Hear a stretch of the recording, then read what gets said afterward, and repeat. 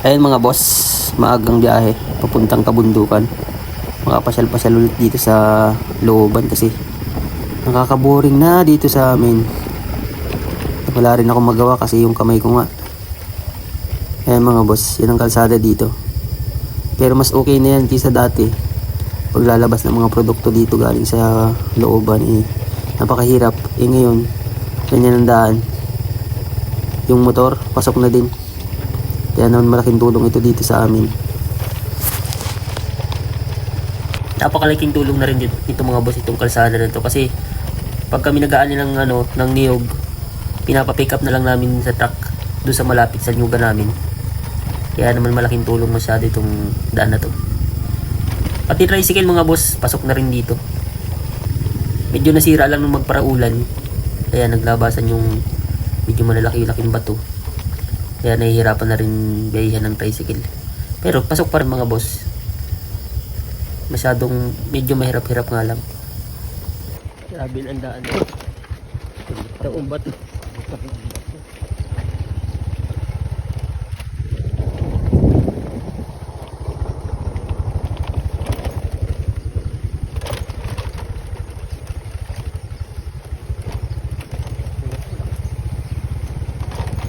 Salubog natin.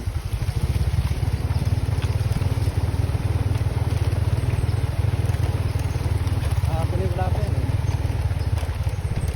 yan itong araw kahapon ilaan ko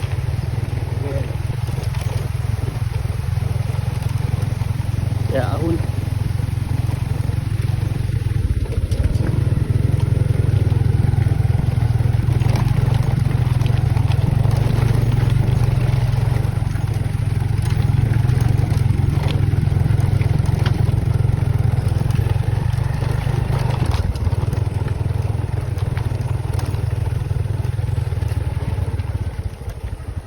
Okay, nakarating din.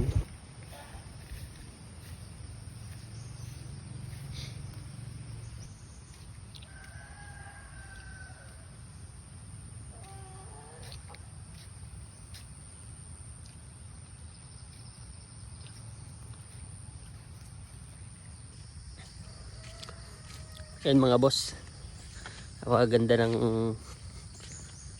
umaga ngayon. Sikat na sikat ang araw. Sumama na nga pala ako mga boss dito sa looban kahit medyo masakit pa yung kamay ko. Masakit pa rin. At least dito hindi nakaka-boring. Hindi katulad doon sa bahay.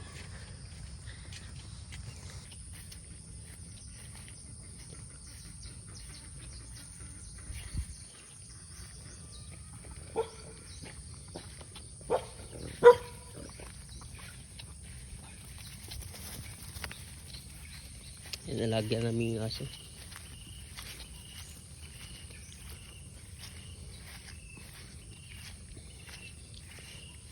Medyo maputik pa rin dito kasi umuulan-ulan pa rin.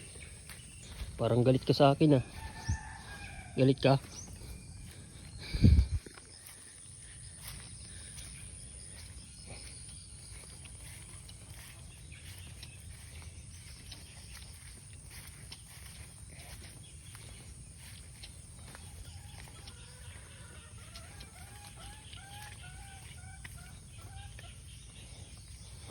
Uy.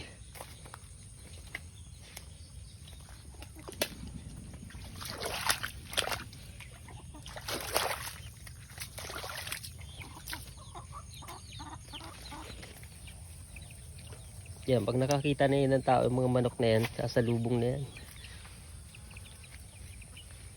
Hihingi na ng pagkain.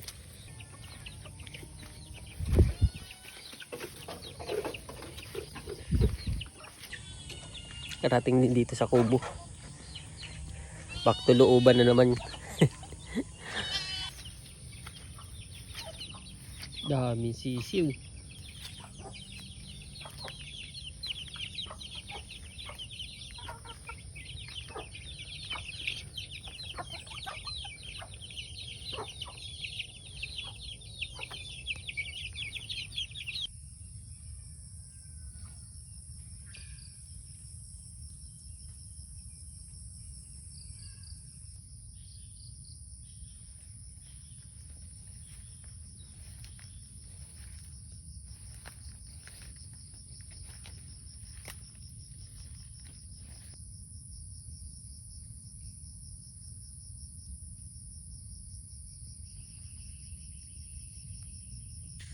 Kung makikita ninyo mga boss, napakalinis itong nyugan ng tatay ko. Ito yung sinasakan niyang nyugan. Paano ba naman dililinis? Araw-araw kasi siyang pumapasok dito dahil kailangan niyang pakainin yung mga alaga niyang manok, yung mga alaga niyang kalabaw. Tapos pagkatapos niyang pakainin yung mga yun, yung mga hayop na alaga niya, ito ang libangan niya, yung pagtatanggal ng mga damo dito sa kanyang sinasakang nyugan. Makikita nyo naman mga boss, kahit palibot wala kang makikita mataas na damo talaga.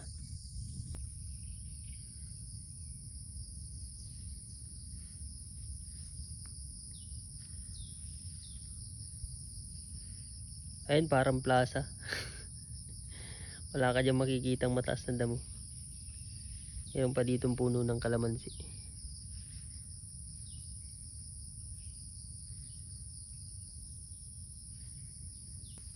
Ito yung ginagawa ng kalabaw. Pati puno ng nyog, kinakain niya. Yung dahon. Ganyan ka takaw ang kalabaw na to. Ayan o. Pag hindi agad na ilipat yung pagkakatali ng kalabaw, ganito ang mangyayari dyan sa puno katulad nito. Ayan, naubos yung dahon. Kaya delikadong ilalapit sa puno ng nyog.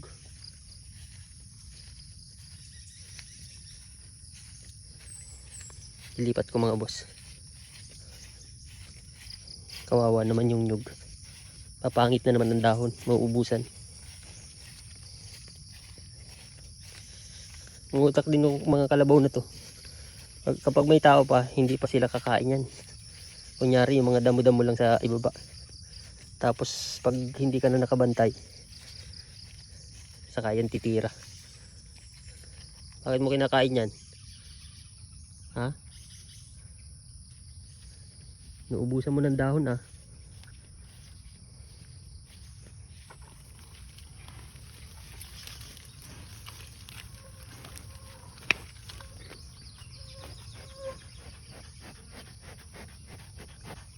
Naamoy niya ako.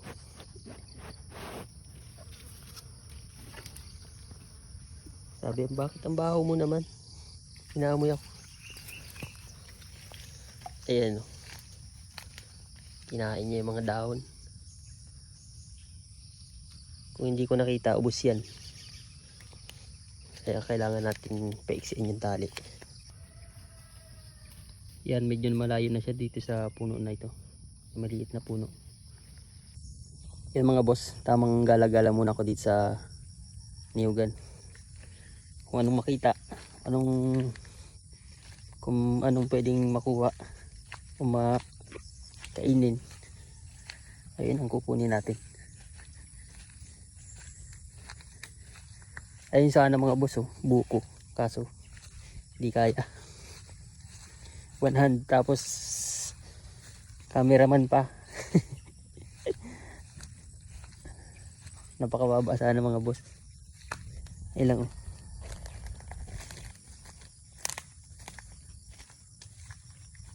halos maabot natin yung bunga. Ayun o.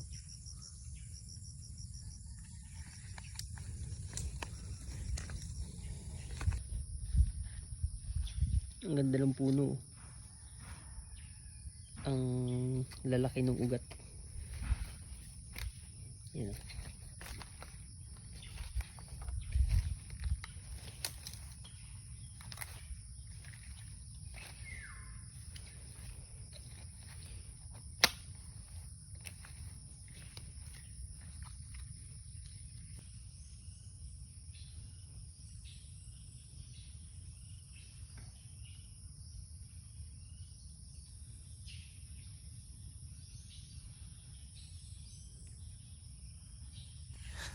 Balik muna ako sa kubo mga boss. Doon naman ako sa kabilang side ng nyugan magtitingin. Sarap ng pasyalan. Wala ditong mall. Puro nyugan. Pero mas nakaka-relax.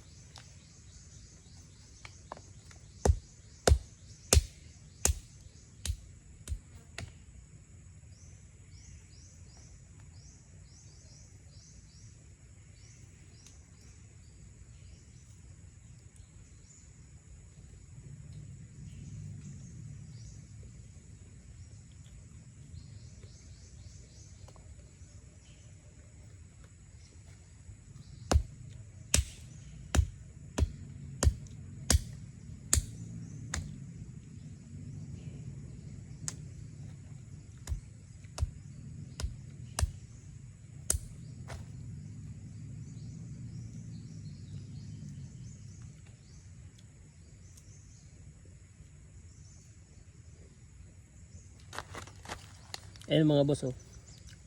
Tamang hanap-hanap lang tayo sa puno. Meron na agad.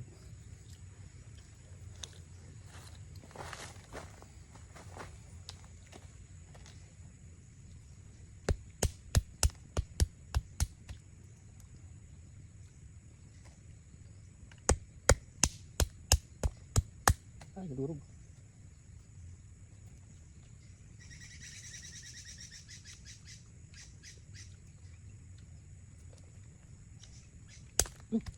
Matubla ng pupok.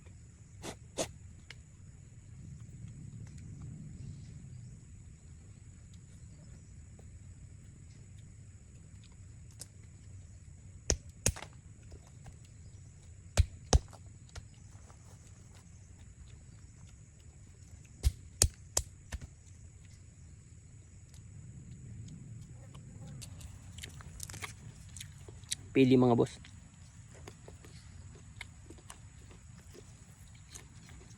Sarap.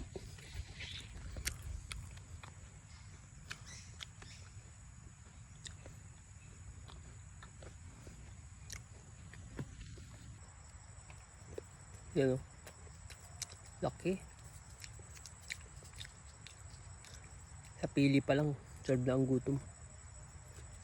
Dumi na nung kamay ko.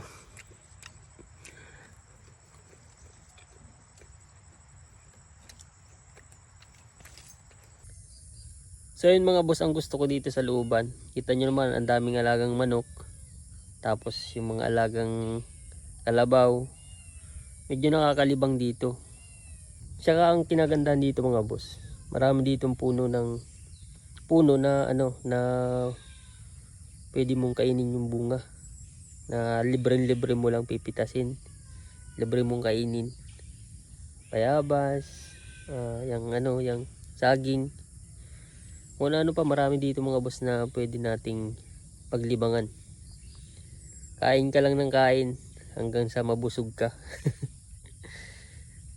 So ayun lang mga boss, maghapon na rin kami dito. Tsaka sumasakit na rin yung kamay ko. Kailangan ko nang uminom ng gamot. Kaya yun lang mga boss. Maraming salamat sa inyong panonood. Labas na rin kami. Kasi hapon na rin.